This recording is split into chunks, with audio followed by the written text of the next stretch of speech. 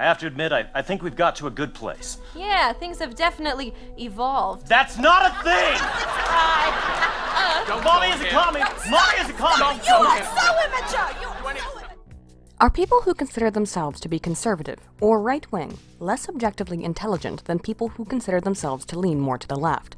It's certainly a sentiment that has been frequently repeated in pop culture and political outlets for a long time now. George Bush was the subject of countless jokes, skits, and stand-up comedy, much of which was quite funny, even long after his tenure as president ended. And Donald Trump has similarly been frequently criticized for being unintelligent or even mentally ill. This notion is so ubiquitous, it could be considered something of common sense within the cultural zeitgeist of the United States and a lot of the Western world. And although when I asked you, dear friends, on Twitter what you thought about this question, the poll showed a much more strong shift towards conservatives being more intelligent in contrast. But while many of you may have a more complex understanding of this topic, the trope of conservatives as stupid has remained common in commentary, humor, and pop culture, even from conservatives. For example, in 2018, Republican commentator Bret Steven lamented the party's handling of FBI agent Peter Strzok, stating that it was indicative of why people tended to see Republicans as stupid. Earlier this year, conservative columnist George Will said that young people were mostly convinced that the GOP was the dumb party.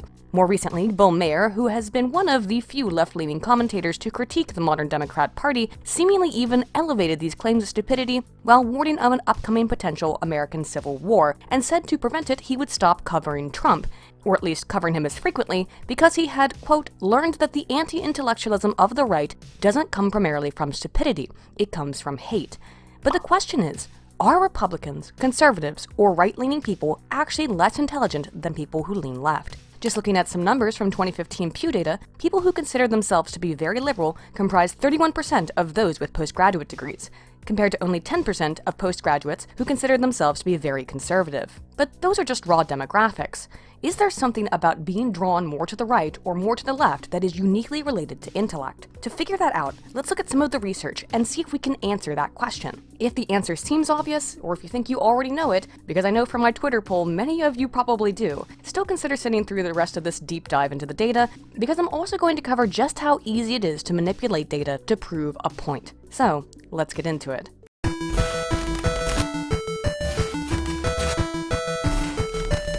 Every once in a while, I see a study being used as evidence to support the common sentiment that conservatives are just less intelligent than liberals or people who have more left-leaning political orientations. And after recently having a little bit of a long discussion about it on a Mongolian Goat Cheese of the Month Club mailing list, I thought it would be a good topic of discussion. The study in question is Conservatism and Cognitive Ability, published in 2009 by Dr. Lazar Stankov. For journalists, political commentators, and just the average person, one need only read the first sentence of the abstract to understand the conclusions of the study. Namely, quote, conservatism and cognitive ability are negatively correlated. In other words, conservatives are stupid. Well, there we go. Question answered, video over. Thanks for watching. Just kidding. Oh, please. But the problem is that most people probably would stop reading right then and there. However, this is my channel, and you know there's no way we're not going to question how Dr. Stankov arrived at his conclusions, and before I continue forward, let me be clear, I am not going to make fun of that man's name. No, I refuse to mock a man for having a last name that makes him sound like a villain from Biker Mice from Mars. First then, let's look at the methods, and once we do, immediately it should raise some red flags, but then again, that is academia in a nutshell now, isn't it? Upon reading such a statement, you might think that this study assessed people who considered themselves to be conservatives, and found them to perform less competently on tests of intelligence on an IQ test than those who consider themselves more liberal. And I'm using liberal here as a shorthand and a way primarily used in the United States, not in the UK or elsewhere, so please just understand I'm using liberal as shorthand for left-leaning political orientation for the sake of brevity, you know, something I'm well known for in my videos. Anyway, that is not what this study assessed. Instead, data were collected from 1,600 participants from 35 different countries. These people were applying for college in the United States,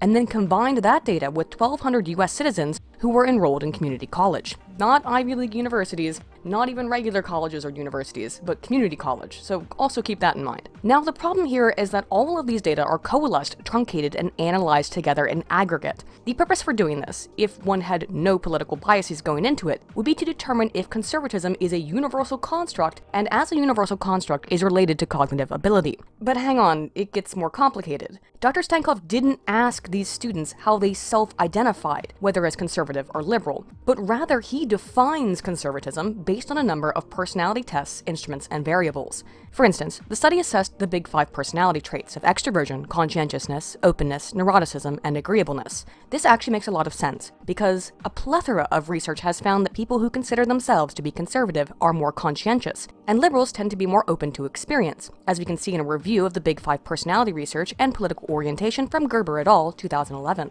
So if you're going to define conservatism and test for it, it would be wise to look at conscientiousness. The other variables, however, at least in my opinion, don't have the same support for their association with the construct of conservatism as the personality variables do. Stankov's definition of broad conservatism also includes Saussure's alphaism instrument, which is deference to religious sources of authority, and deltaism, which is personal spiritualism, in-group collectivism, which is based on Dr. Jonathan Haidt's moral foundations theory, something that also has good support, in that it finds consistently conservatives tend to be more concerned with loyalty than those who consider themselves to be more liberal, as well as measures of conformism. Already, I have a bit of an issue here in that the total definition of conservatism is comprised significantly by religiosity. Yet at the same time, the study is drawing from participants from 35 different countries who likely follow many different religions. Even just in the United States, even if the majority of the population does consider themselves to be Christian, there are dozens of different types of Christian denominations or ways of practicing, with different beliefs and traditions. Yet the study does not provide any breakdown by religion or country of origin, nor by denomination of faith. Well, that seems a bit odd, doesn't it? When we look at the results, which again correlate both the foreign applicants and the community college students together, the assertion in the abstract does seem clear. Conservatism was negatively related to scores on the SAT, as well as 2 other tests, one of vocabulary, assessing knowledge of synonyms, and one assessing knowledge of analogies. If you notice, though, here, those are all tests of knowledge, not tests of intelligence, not tests of reasoning, problem solving, or actual cognitive capacity. These were not tests of anything approaching IQ. So very quickly, I think we can toss out at least the title of this study, and therefore some of its conclusions, because on its face, the study defined conservatism without any economic considerations, and instead relied heavily on equating conservatism with religious belief, without specifying which religion that person believes in. It did not include self-reported political identification, and then did not actually test for cognitive ability. Well, now the video's over, right? Don't forget, you're here forever. No, my dear friends, because I have so much more to dab on here, and there's so much more we need to actually understand. A cursory look at this study, though, betrays its flaws, and how easy it is to manipulate readers who aren't looking at it with a critical eye with its title and conclusions, probably leading most to not read into the study's methods any further than just the abstract. But the flaws don't just stop there. Stankov also assessed a values factor that was based on measures of materialism, transcendentalism, patriotism, as well as conformism. And that instrument, the test of values, was actually related to higher scores in the analogies test. Maliciousness, toughness, and other amoral social attitudes were also assessed, and they were all negatively related to these tests of knowledge, while social norms, the beliefs that people held about how they think society should be, were unrelated to any of the tests of knowledge. This means, when you only ask people about their opinions on society and how it should operate, or even just include elements of patriotism and economic concern into the mix, there is no consistent relationship to these tests of knowledge and conservatism. Ultimately, Stankov uses the following variables to define what he calls the conservative syndrome, which categorizes a conservative person as one who, quote, attaches particular importance to the respect of tradition, humility, devoutness, and moderation, as well as to obedience, self-discipline, and politeness. He goes on to state that this person is also concerned with social order, family, and national security, and has a sense of belonging to and pride in a group with which he or she identifies. Finally, and again this is where my issues lie mostly, Stankov's conservative person is also one who subscribes to conventional religious beliefs and accepts the mystical, including paranormal experiences. Despite Stankov failing to delineate different religions from one another, he still considers religion and believing in the paranormal as critical and core to conservatism. Let's just say I am skeptical. I am become Jesus Christ. I am become skeptical. Another concern I have is that according to this definition, a conservative person is likely to be less open to intellectual challenges. This goes back to the difference between liberals and conservatives in terms of their proclivity towards openness to experience. And while it is true that conscientiousness is slightly, but significantly, negatively related to fluid intelligence, which is strongly related to IQ, and that openness is in contrast positively related to IQ, when it comes to tested knowledge, those who are higher in conscientiousness, in other words, those who tend to be more conservative, tend to perform better than those who are more open to experiences on tests of knowledge, as we can see in data from Jamal Premazic and Furnham, 2008. Together, the variables of IQ, fluid intelligence, conscientiousness, and openness explained 40% of the variance in performance on knowledge tests in that particular study. But it's important to note that the direct relationship between test outcomes and personality was strongest in those highest in conscientiousness, those most likely to be conservative. Thus, when we look at Stankov's study, which also uses tests of knowledge and not tests of intelligence, we would actually expect conservatives to score higher, yet they didn't. Now, why might this be? If openness to experience is positively related to IQ and conscientiousness is negatively related to fluid intelligence, why is it that conscientiousness is also related to better test taking? It's probably because conscientious people want to be seen as responsible, good citizens, and therefore are more likely to follow the rules and read instructions carefully. Again, though, this is contradictory to Stankov's findings. Why might that be? Could it be because you truncated all of these things down into large swaths of very different variables? Just asking the question. Although this all also provides us with another conundrum in the world at large when we consider that conservatives are better test takers, yet are still far less likely than liberals to obtain terminal degrees. But for the time being, I digress, just keep that all in the back of your mind, because we have to finish defining conservative syndrome. The final element of conservative syndrome is defined as harshness towards outsiders, and again that makes sense as an expression of some of Haidt's moral foundations, with conservatives being concerned with loyalty. Stankov uses this definition, this conservative syndrome then, to apply his findings outside of his own sample by using a regression analysis to compare this syndrome to national IQ data. And he reports that conservatism was strongly negatively related to national IQ, educational achievement, and was strongly positively related to how likely a nation was to rank as a failed state. This sounds absolutely devastating. It seems unquestionable then that conservatives are just less intelligent, at least according to Stankov's definition of conservatism. But what does it really mean? Again, my main issue here arises in the inclusion of all religions without delineation, and therefore all religious beliefs, behaviors, and traditions considered equally across all nations and all cultures. Stankov's own data actually betrays the flaw here as well, as when he ran regressions of this conservative syndrome to measures of GDP, democracy, and rule of law, conservatism contributed negatively to all three, explaining between 48 in the case of democracy up to nearly 70% of variance in GDP, all negatively. Comparatively, national IQ was unrelated to a significant degree to all of these variables. This means that conservative values at a national level produced less democracy, lower rule of law, and a poorer economy than could be explained by national IQ average alone.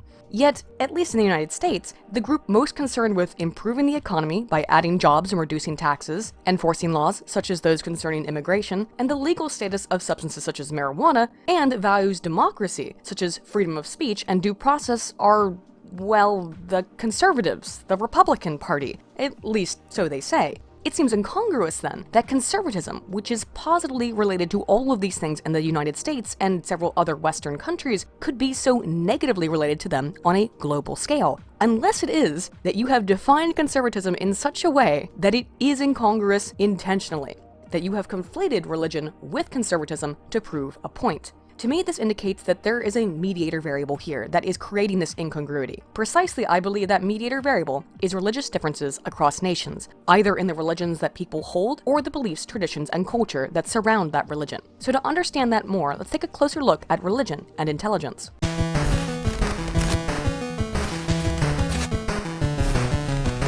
The conflation of all conservatism as representative of religiosity is, I believe, a massive error on Dr. Stankov's part, and I feel he recognized that error because in his original study he chose not to separate religious denominations, nor ask participants about their self-identified political orientation or their religious beliefs. Now you f***ed up! Now you f***ed up! Now you f***ed up! Instead, he used proxy variables that he defined in his conservative syndrome to determine what conservatism really is. But ultimately, he wouldn't be much more well served by using other existing instruments that are supposed to measure conservatism, at least in social science research, such as the right-wing authoritarianism scale, or RWA, based on Frankfurt School alumni Theodor Adorno's fascism scale, which itself was so overtly political in nature that even social scientists don't use it anymore. However, they do still use the RWA. The problem with the RWA, much like with the measures used by Stankov, is that it assumes religiosity is an important part of conservatism, even when not all religions are identical, that not all religious people are conservatives, and that not all conservatives are religious. The RWA, for example, includes items purportedly designed to measure conservatism, as God's laws about abortion, pornography, and marriage must be strictly followed before it's too late, and those who break them must be strongly punished. In contrast, it also includes items such as atheists and others who have rebelled against the established religions are no doubt every bit as good and virtuous as those who attend church regularly, being coded as a non-conservative item. Yet there are plenty of conservatives who would oppose abortion without citing it as a violation of God's law, and who accept atheists and respect their beliefs, specifically libertarian conservatives. While it's true that many conservatives and right-leaning people may hold religion as important, that is not the case for all people who lean right. Specifically, why this is an issue is that it creates a false equivalence, and in doing so is not reporting so much that all conservatives are less intelligent, but rather that people who are religious may be less intelligent. And there is some evidence for that, as Lynn Harvey and Nyborg 2008, which I want you to keep particularly in mind going forward because Stankov will cite this study, found across 137 countries that those with the lowest atheist and non-believing population also tended to have the lowest national IQs. Those nations wherein more than 20% of the population considered themselves atheistic tended to have the highest average intelligence. In contrast, across the populations of Cameroon with an average IQ of 64, Gambia with an average of 66, Liberia, Guinea, and Haiti, all with an average of 67, and Somalia with an average of 68, among the nations in the world with the lowest IQ averages, only 0.5% of people did not believe in God. To be fair, I have won a religious victory in games of Civ with very little scientific research, and sometimes when the average IQ is lower than the average number of chromosomes one possesses, maybe a faith victory is the best bet.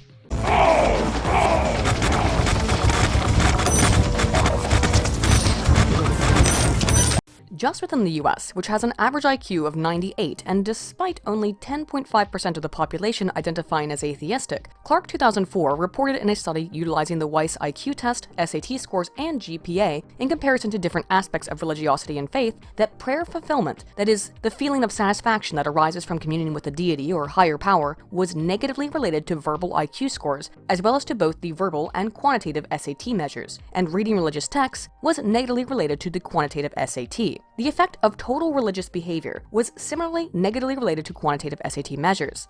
Now, before you start rapidly tipping your fedora, don't get too euphoric just yet, as total religious behavior was related more strongly to people who considered themselves religious but did not differ significantly between those who considered themselves spiritual or agnostic. In other words, you can be spiritual or agnostic and not necessarily have this deleterious effect. This also leaves us with a chicken versus the egg quandary, in that is it that less intelligent people are more likely to become religious, or is it something about being religious that causes you to perform less aptly on tests of intelligence? I can't rightly say. I could present some potential alternative hypotheses, though. It's possible that people who are born into religious backgrounds may lack the same education access, or may just be disinterested in pursuing higher education, hence the lower quantitative SAT scores, but the generally fairly consistent verbal SAT scores. And I mean, I know many extremely intelligent, learned, religious people. For example, Dr. David Wood or Imam Tahidi. And of course, statistics are not deterministic, but I have to report what I find, and that's what I found. Although admittedly it doesn't make me feel particularly euphoric to report it.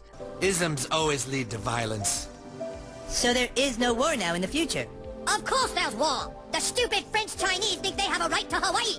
Additional problem with equating conservatism with religious beliefs is, as I've stated, not all religions hold the same values. Modern Christianity, in many of its forms, is often accepting of socially liberal policies, believing in hospitality, loving thy neighbor, turning the other cheek, letting he who is without sin cast the first stone, and so on. I mean, you can see this just by looking at Pope Francis, washing the feet of migrants, and welcoming with open arms a group of people which has consistently been shown to be rife with economic opportunists who lie about their age, seeking to take advantage of such kindness for their own personal gain. Oof, but excuse me, I started channeling 2017 Paladin there for a minute.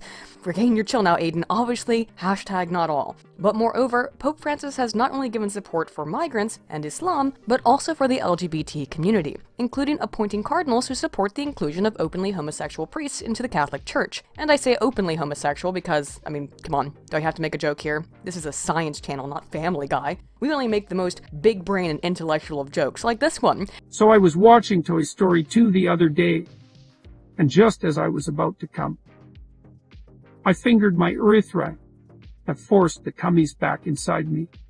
Meanwhile, Poland, a strongly Catholic country much like, I don't know, Vatican City, has some of the strictest abortion laws in Europe. Up to 30,000 Polish women travel abroad, primarily to Germany, every single year in a practice known as abortion tourism, and yeah, that's a thing. Similarly illustrative of the more conservative nature of Polish national predominantly Catholic culture can be seen in their reactions to a rainbow monument, erected in 2012 in Warsaw, to celebrate Pride and encourage the nation to legalize gay marriage, having been repeatedly defaced and burned, leading to it being permanently removed in 2015, while it has been ceremonially replaced with a rainbow light display not so easily trolled and burnt down. I bring this all up to show you how even one religion, Catholicism, can vary differently in the values associated with that religion, just one sect of one religion, in changing its presentation based on national and cultural differences. Also, calling your new light rainbow monument unbreakable? Really? Sounds like a challenge to Catholic Polish reactionaries. Man, I'm going to prison for that joke, aren't I?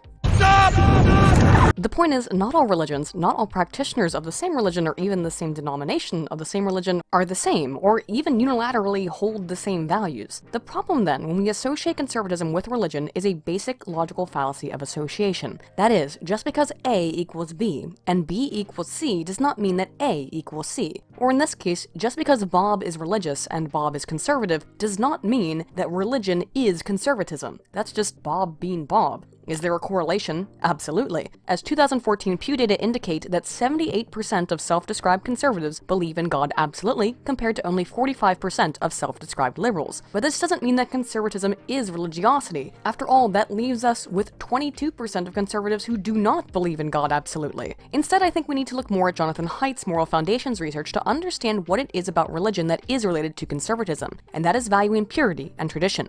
What Haidt's data indicate is that liberals, conservatives, and libertarians all share the same 6 general moral values, but we hold them to different degrees of importance. These values are loyalty, authority, purity, care, fairness, and liberty. While conservatives tend to regard all of these values highly, they are uniquely concerned with respect for authority, loyalty, and purity, in contrast to those on the left. Liberals tend to value 2 of these more strongly than conservatives, fairness and care. And libertarians, well, they're most concerned with liberty. No stebby on sneggy, government off and all of that.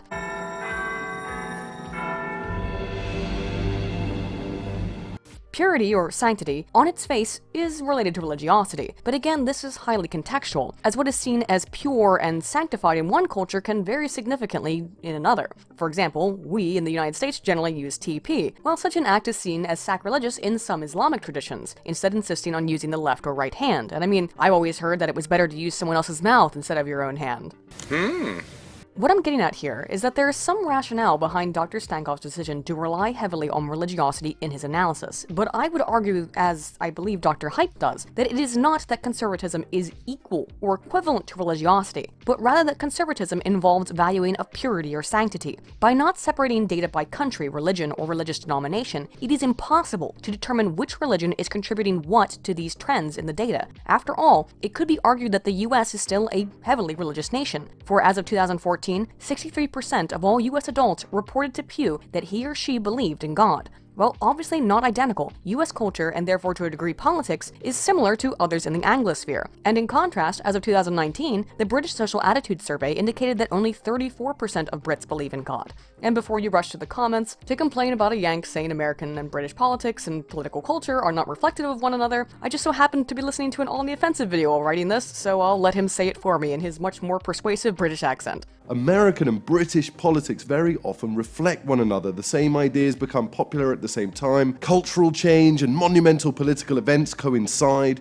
this is just one example of two cultures with very similar political landscapes and yet radically different religious affiliations and beliefs. Where Stankov fails, then, is only partially in conflating conservatism largely with religion, but moreover in judging the religious traditions, beliefs, and values from 35 different countries as identical in representing conservatism. Are all religions equally conservative and therefore equally deleterious to the health of nations and the intelligence of their populations? Let's look a little bit more into that.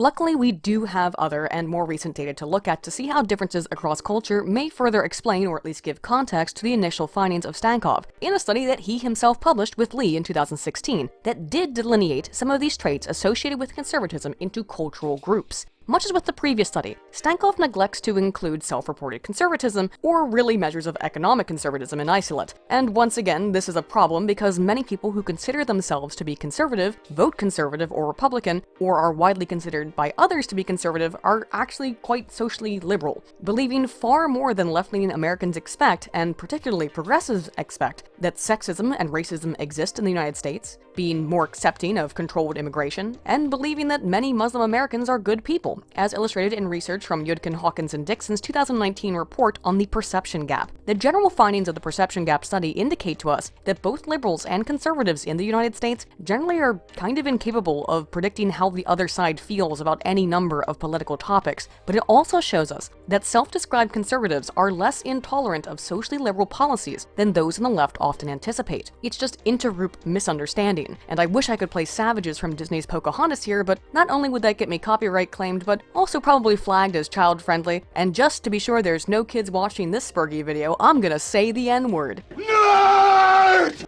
Because that's what you all are for watching this. But if you're nerds for watching it, just imagine how much worse that makes me. What we really need to do is separate conservatism from religion at a more localized, national level. I really wish it separated people at a religious identity level, but this is what I have to work with. As we can see in a report that Dr. Stankov did with Lee in 2016. Similarly to his prior study, Stankov and Lee break conservatism down into three components: morality, religiousness, and nastiness. Morality concerns individualism versus group orientation, which again makes sense as conservatives are more concerned with loyalty, as per Haidt's research. As for religiosity, in this case it assessed a belief in a divine being or beings, and that said belief should be incorporated into society's rules and norms. Finally, there is this variable nastiness, which I find kind of offensive as a term being related to conservatism, as it's heavily loaded and just kind of indicative of, a little tiny bit of bias on Stankov's part, maybe just a bit, but perhaps that's just my right-leaning libertarian nastiness speaking.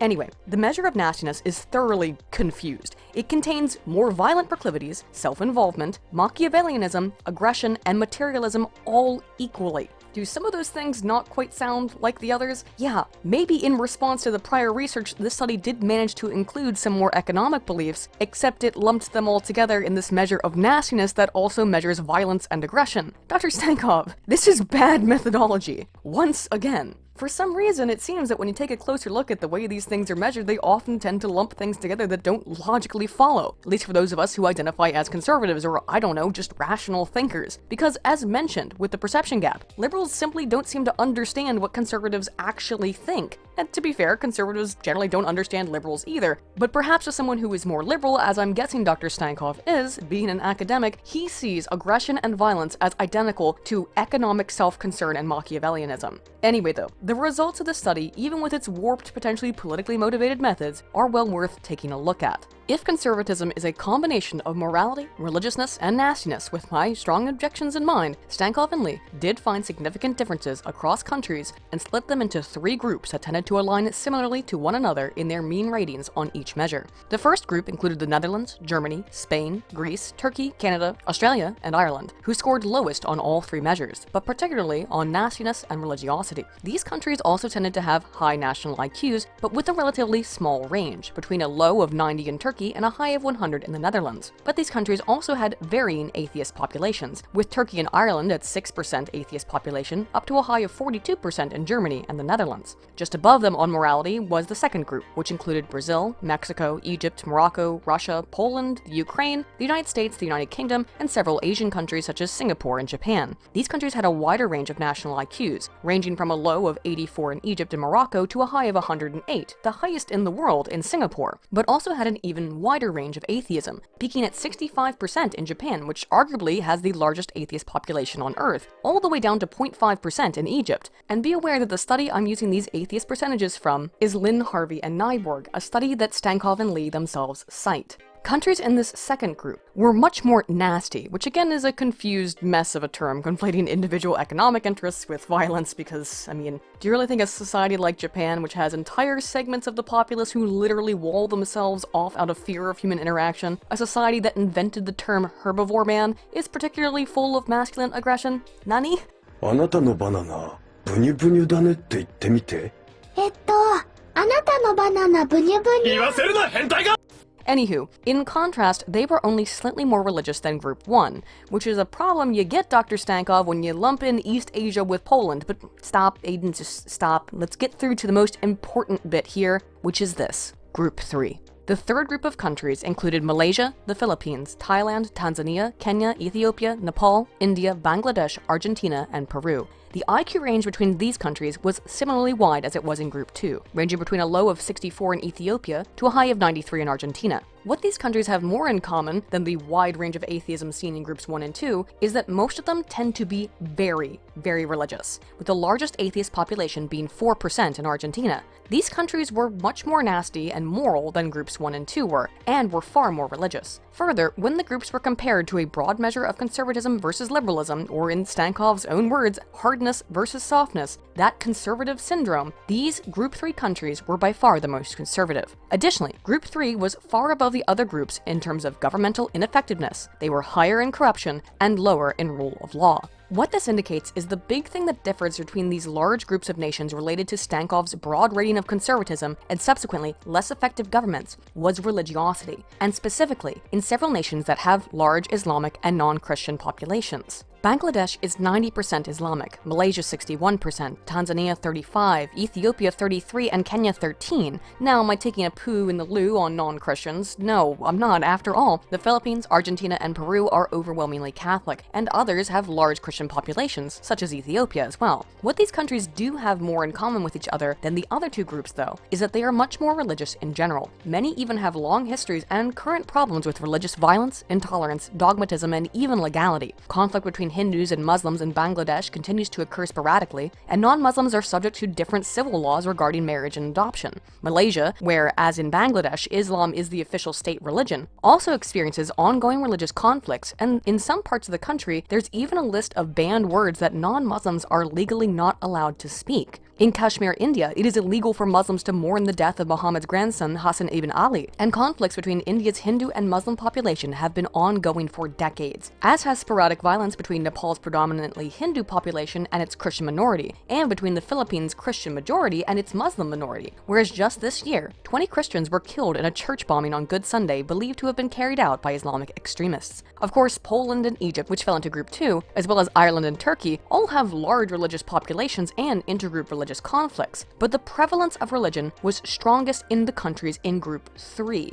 which are countries that also tend to experience the highest rates of religious violence. As I said, all of these rates of atheism are drawn from Lynn et al., which were directly cited by Stankov and Lee, meaning that they themselves were aware of these disparities, and what they were actually looking at was differences in religion, not really conservatism. So what I'm trying to do is to show that these studies are easily manipulated into proving a point that conservatives are mean or nasty. Although wait, wasn't that the Hill Dog and her nasty women? I heard that, you nasty. Or that conservatism is identical to religiosity, and moreover that conservatives are inherently stupid because it is related to religiosity. But here's the thing, there is some stuff that we can do with these data that in and of themselves are quite questionable. When we apply the findings of Stankov and Lee to Stankov's 2009 findings that supposedly prove conservatives are dum-dums, yet did not separate the SAT scores of foreign applicants to US colleges by country, indicates that those countries can be reasonably lumped together based on how important religion is within the nation when that religion is also tied to conflict with other religious populations and to religious dogmatism. For example, Dr. Stankov was working out of Singapore in both of these studies, which has a large Buddhist, Christian, and Muslim population, and fell into Group 2. It was also the 4th highest in the broad measure of hardness used to represent conservatism in that group, whereas at the bottom of that rung was the US, the UK, and Japan. While Singapore has a far larger Muslim population than those bottom 3 nations, it also has a generally higher IQ with an average of 108 compared to 98 in the US and 100 in the UK.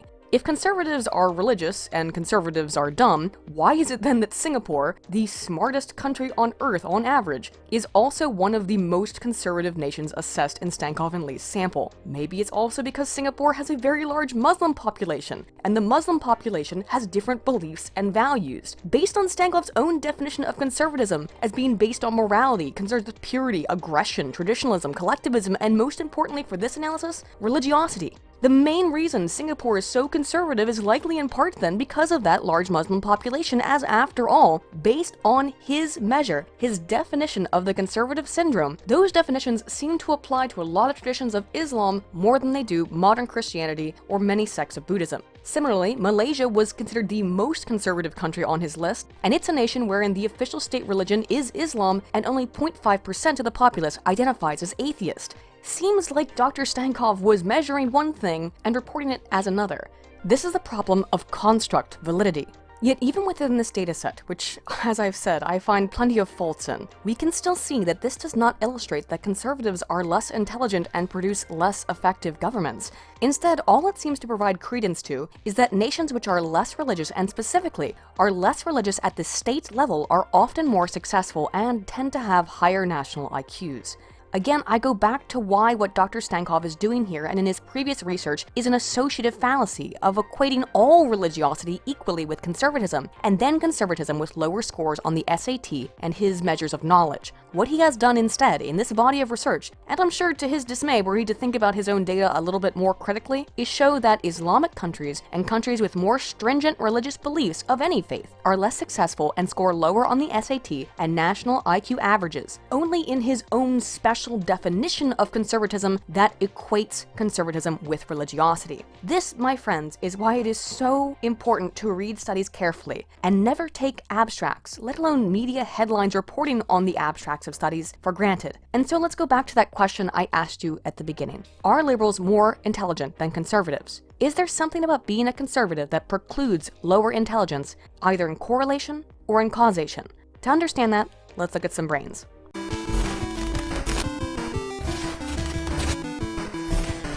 In order to understand liberals and conservatives and the way that they think about things more accurately than Dr. Stankov has, particularly when it concerns intelligence, we need to look at the brain itself, and we can do that by looking at fMRI brain scans. Amodi et al. 2007 found greater activity in the anterior cingulate cortex, or ACC, in liberals in comparison to conservatives. The ACC is associated with conflict detection. Given that this region is more active in self-described liberals, particularly those who describe themselves as very liberal, this indicates that liberals are very sensitive to intergroup conflict and have lowered inhibition towards intergroup behavior than conservatives do. This means that they are more sensitive to the plights of others and often more open to change, potentially to their own detriment. For whatever reason, this loser does whatever you tell him to do. Watch. Hey, give that guy your shoe. Would that make you happy? Very happy. Now give him your shoe. Oh, that's okay, Doug. I don't need your shoe. To a liberal, the conservatives' latency to adopt new ideas must seem indicative of ignorance then, while in reality it's not a measure of intelligence, but rather just a retardation in the clinical sense to accept new ideas without question. Conservatives want to sit back and think carefully before they respond to, and particularly, adopt novel concepts, while liberals are quick to adapt given their more active ACC and adopt these new ideas. An obvious example of this trend is made manifest in regard to children and hormone blockers. To people who lean more left, it seems archaic to deny these things to children, while those on the right wish to wait for more information. Again, to the liberal, this difference in ACC must seem like intellectual stagnation on the part of the conservative, while to the conservative, the liberal's propensity to quickly adapt likely seems representative of carelessness and naivete, even wanton disregard for the safety of the self or people at large. An additional study from Kanai et al. 2011 looked at the differences in liberals and conservative brains as it pertains to the amygdala. The amygdala is a part of a brain dedicated to processing emotions, particularly fear, and also to learning. To understand how the amygdala works, it can help to understand how fears are processed and stored. So let me explain it in the form of a nerdy story. Now this is a story all about how... An adventurer walks into a room in a dungeon and spots a treasure chest. This perception, seeing the treasure chest, is immediately processed by the thalamus, which sends messages to our amygdala, which in turn processes how we should respond. Our doe-eyed, fresh-faced young dungeon crawler quickly opens the chest only to find it's a mimic, which proceeds to molest his face. By his second, third, and so on delves into the depths, this adventurer will be less likely to so quickly pry open his potential prize, having experienced a negative outcome in the past, or potentially other negative outcomes, such as the chest being trapped or containing a cursed item. This means our experiences physically change the way our brains, particularly our amygdalas, function. In that when we've had a bad experience, that induced fear from a past association with an object creates a cognitive heuristic. In this example, a treasure chest being associated with a monstrous mimic rather than monetary value. When that happens enough times, we then encode that fear into our emotional memory and become more wary of treasure chests in the future. With this in mind, Kanai and his colleagues found that conservatives tend to have more gray matter in their right amygdala, an area specifically related to emotional suppression. Liberals in turn tend to have smaller amygdalae, which in abnormal brains is often indicative of psychopathy, with a decreased capacity to appropriately react to emotional input. This might seem a bit counterintuitive, given the, well, let's be honest, very emotion-based stances of many on the left, and I say that trying to be as fair and nice as possible, without going all facts don't care about your feelings. But Height's data also supports this, given that those who tend to lean more left are more concerned with caring for others and more concerned with fairness, right? Let me provide a more thorough explanation though. The conservative position is based on two major premises: wanting to conserve something, hence the less active, and also looking at the findings of Kanai et al. To further support it, smaller amount of gray matter in their average ACC region. They are slow to change and prefer to preserve. The other major premise of conservatism is one similarly of defense, perhaps described as fear, being afraid of changes that would harm themselves or their kin, hence why conservatives also tend to have larger right amygdalae. As a result, conservatives are skeptical of changes and often have a strong, instantaneous, and emotional reaction to things that violate their moral foundations. Their brains are physically designed to be more prone to these reactions. In contrast, liberals tend to be quick to accept new ideas and have a waylaid fear response. Liberals' comparatively smaller right amygdalae may make them less capable of understanding the emotions of others then, but I won't speculate too much about that. However, I do think we have a good rationale to indicate that a smaller comparative right amygdala is indicative of lowered fear, and when combined with the larger, more active ACC, the Overton window always seems to move left because liberals are just more accepting of new ideas. In contrast to a liberal, the conservative must seem to be a troglodytic Neanderthal, terrified of the fire of human progress, while to the conservative, the liberal seems to be a reckless, naive idiot. Dear God, she has an actual skip in her step. It is because of this difference between the way our brains are structured that the perception gap research indicates both liberals and conservatives just do not understand each other. Our heads are just kind of structured differently, and as a result, it can feel like trying to communicate with an alien species, at least at times. Another aspect that may be related to the smaller amygdalae of liberals concerns dopaminergic response to stimuli.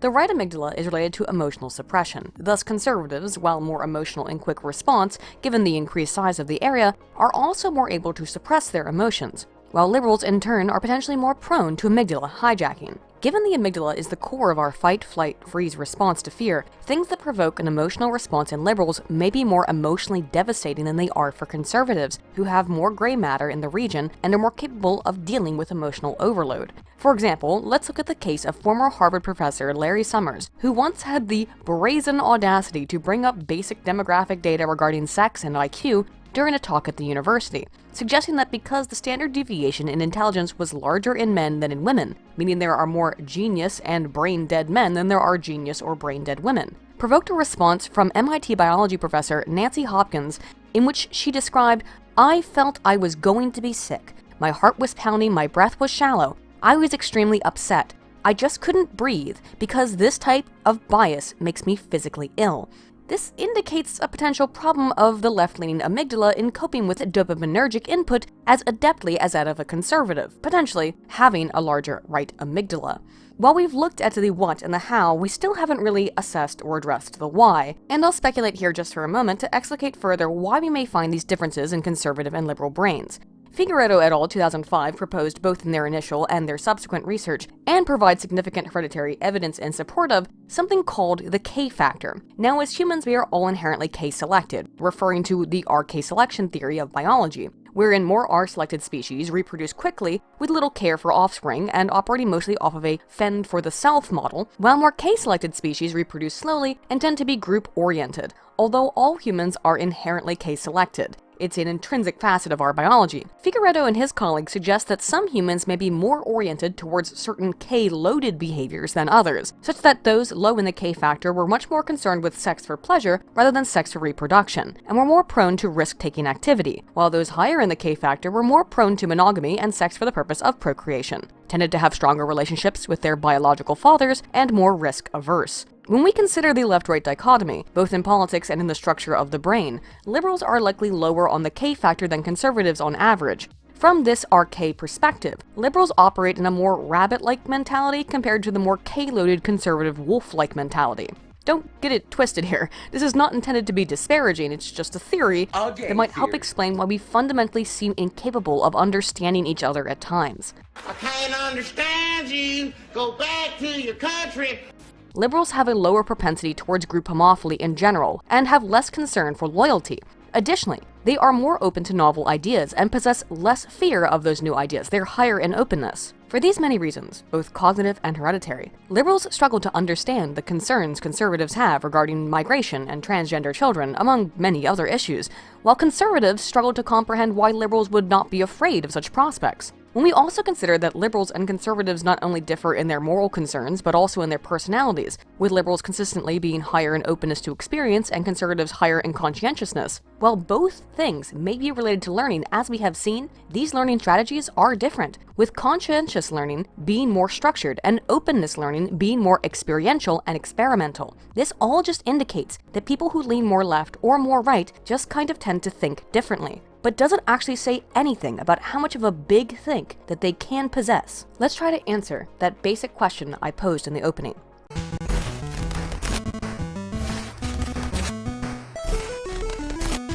Can we answer that opening question to any satisfying degree? Are conservatives actually less intelligent than liberals? I can't really tell you with a definitive answer. I can, and hopefully have, explained how brain differences result in divergent processing between the two very general political sides of the aisle. However, I can point to another, slightly more damning study of conservatives as well, by looking at Kanazawa 2010. Dr. Kanazawa's data comes from the United States exclusively, collected via the National Longitudinal Study of Adolescent Health, which specifically asked participants aged 18 and under to describe their own political orientations and compared it with their scores on the Peabody Picture Vocabulary Test, which was then converted to relative IQ scores. Unlike Stankov, he was actually using both IQ measures and asking people about how they felt they were politically. And he found that the least intelligent adolescents were those who were the most conservative and the most religious. Again, it seems pretty damning, although not out of line with what we know about religion. To paraphrase, the House is appalled but barely surprised. Once again, we have the problem of religiosity being conservatism and vice versa, but also we have the issue that these data only concerned adolescents, not adults, and data were collected between the mid-1990s and the mid-2000s, when Bill Clinton, George Carlin, and then later Jon Stewart and Stephen Colbert were pop culture icons. So of course, being liberal was more popular at the time.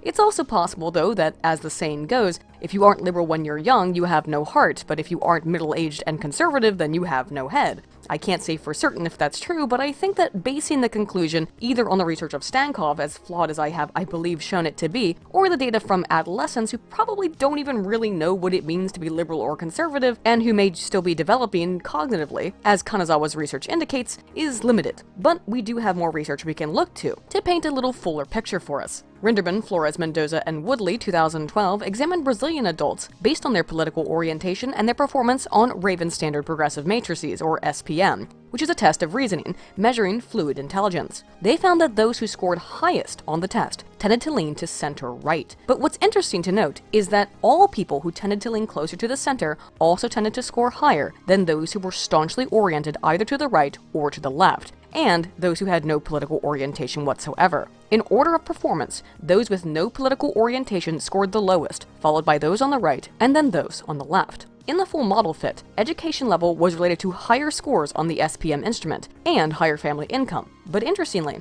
while a higher score on the reasoning instrument was related to a higher propensity towards centrist political orientation, more education was negatively related to centrism. In short, this means both those on the far left and the far right, as well as those with no strong political opinions, tend to perform less competently on reasoning tasks. I think most people, most of the time I think people are stupid. That's my opinion of, not us, it's others. But you ever... Overall, the researchers found that scores on the SPM accounted for 24% of variance in political orientation, meaning that one's political beliefs are, to a fairly significant degree, affected by their own reasoning capacity.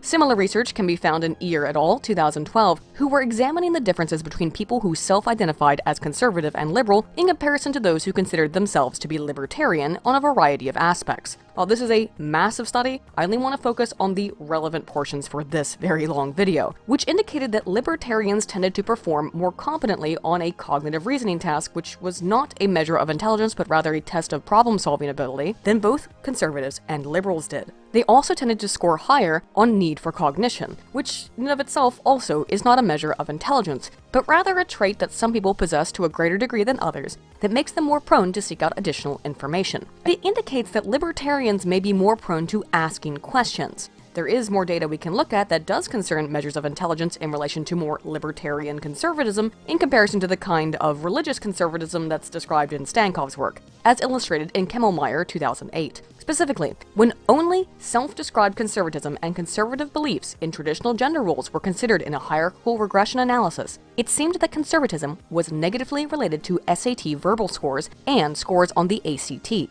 However, when anti-regulation attitudes, a more libertarian or at least more economically conservative position, was added into the model fit, conservatism was positively related to scores on both the verbal SAT and the ACT at large. Generally, a curvilinear relationship emerged, in that those on the far sides of the political aisle tended to perform more poorly than those closer to the center. However, when those who considered themselves to be staunchly conservative also expressed libertarian concerns with anti-regulation, they too tended to score well. What we can glean from all of this is that when it comes to differences in intelligence across the political divide, even as contentious as such a notion is, it seems to be largely based, although certainly not entirely, on social and religious conservatism over economic conservatism. Even so, most of these data are nearly 10 years old, and this is one instance wherein, given the continually shifting Overton window, we do need conduct replications.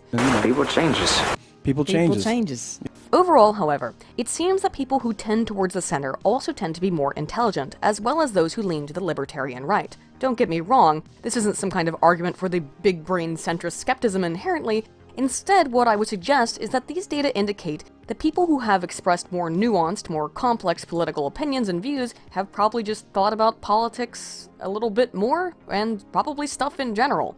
Yudkin and Powell's perception gap study mirrors what we see in the research on intelligence measures, in that people who tend to have the most accurate worldviews on the political beliefs of others were also those who tended towards the center in their own political orientation, particularly the politically disengaged. Those staunchly on either side of the aisle tended to have far more misconceptions about the actual beliefs of others. While Republicans tend to get their news from a wider variety of sources than Democrats do, independents tend to use the widest variety of news sources.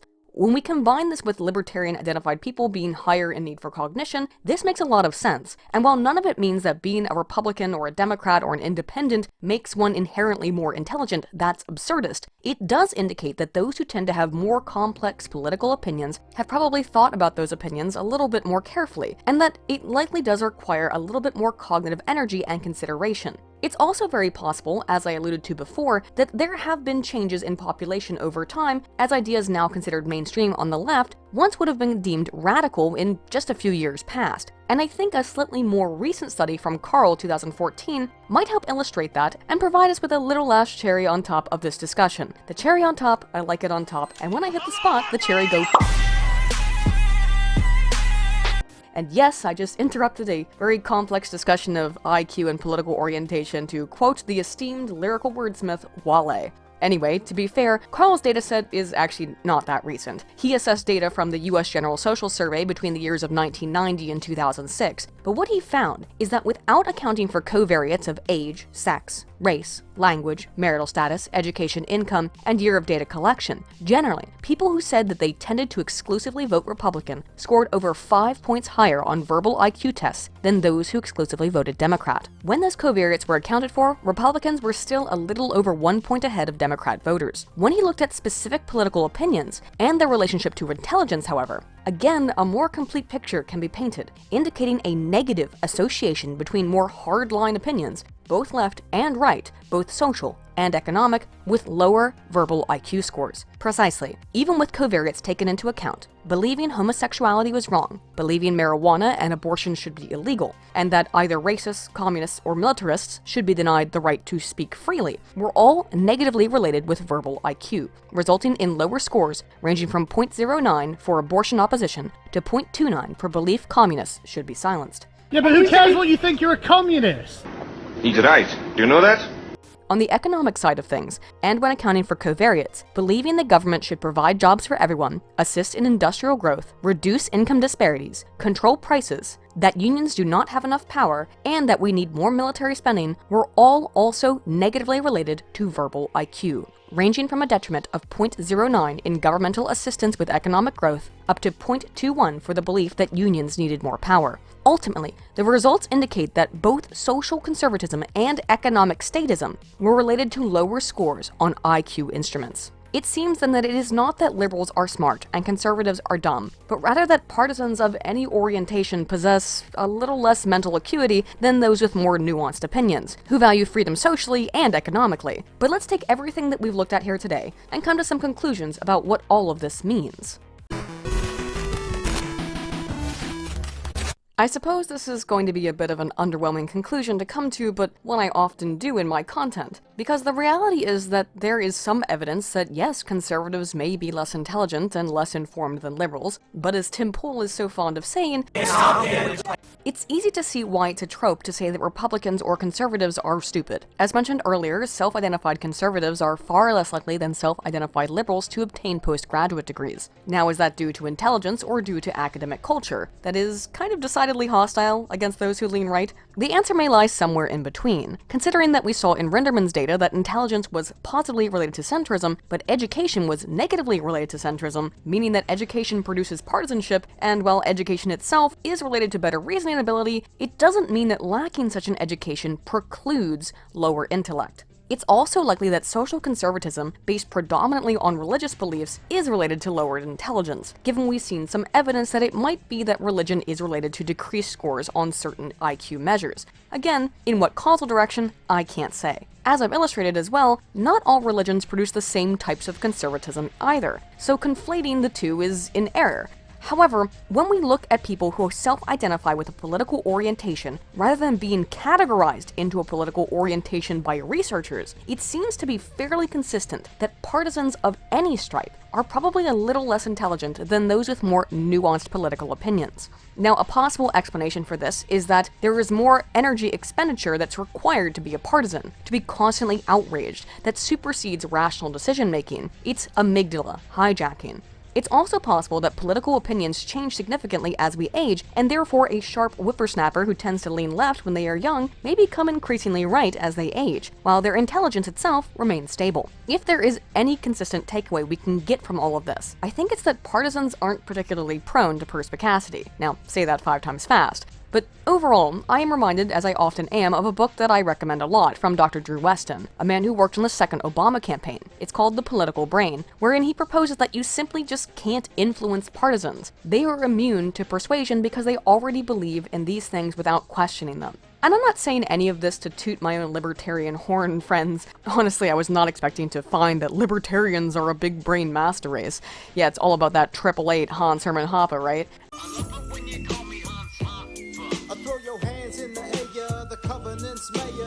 As I think I've made clear, it's not that simple. I mean, it's not like voting for Gary Johnson is going to gain you any IQ points. Probably quite the opposite.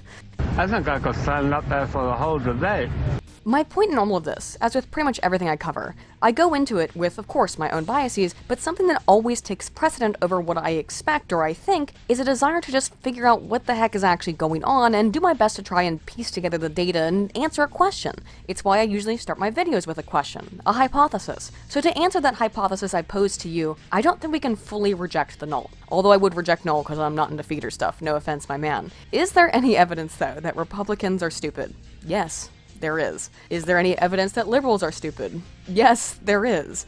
Is it possible for anyone of any political orientation to be stupid? Absolutely. This is, I suppose, the curse of social science. It's always going to arrive at a really tepid answer because there's just too much variance across the human populace and its various cultures, practices, and differences. Also, let me be clear. I don't think that these data support the horseshoe theory, something I've tried to kind of debunk in the past, the idea that the left and the right are identical. If anything, I hope I've illustrated how the left and right, while they may both suffer from some similar problems of partisanship, function differently on a moralistic, personality-based, and cognitive level. Their brains, their behaviors, and their values are just different. Two sides of the same coin might be a bit more of an apt metaphor than a horseshoe, but I'm not really sure if that accurately describes it either. But what do you guys think? I mean, I polled y'all on Twitter, but what do you think about the idea that conservatives or liberals are more or less intelligent than one another? Do you think that enlightened centrist libertarians are the true big brains? And if so, why might that be the case? I always enjoy hearing what you guys have to say. And yes, I do read the comments. As always, an enormous, gigantic, massive thank you to all of my supporters on Patreon, Subscribestar, and Streamlabs. Thank you guys so much. You really allow me to continue to make this content at the frequency which I do, and it takes a long time to put this kind of stuff together. Look at all this stock footage. I didn't include a sponsorship in this video because of how long it was, and I didn't want to bog you down with an extra sponsorship, so I just wanted to give an extra special Thanksgiving thank you to my patrons. If you enjoy my work, please consider going over to one of those links and signing up. I'm also looking into my boy Dick Masterson's new project too, to try and get that set up as well, because YouTube is certainly going down a certain hole that is interesting to say the least. If you don't want to support, you can always head over to my merch store and buy something tangible. As always, every single study I've talked about today will be linked in the description so you too can break it apart and tear it to pieces. I am currently talking to some other sponsors, but I haven't found any that I actually really agree with yet. I'm still going back and forth on the NordVPN thing, and I don't want to continually shill for Skillshare. Nor do I want to shill for some mobile game that I don't play, and I never will. Anyway guys, thank you so much for sitting through this really long video, and I hope that I gave you some food for thought. Again, if you enjoyed this, consider liking, subscribing if you're not already subscribed, and hitting that bell button for notifications. And as always, dear friends, Altana Volt.